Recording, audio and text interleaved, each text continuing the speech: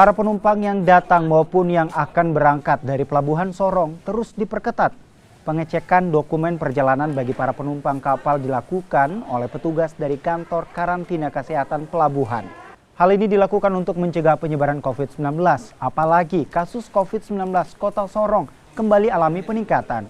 Selain bagi penumpang, para petugas hingga mereka yang beraktivitas di area pelabuhan diminta penerapan protokol kesehatan. Untuk hari ini hanya kapal penumpang satu. Nanti besok dua.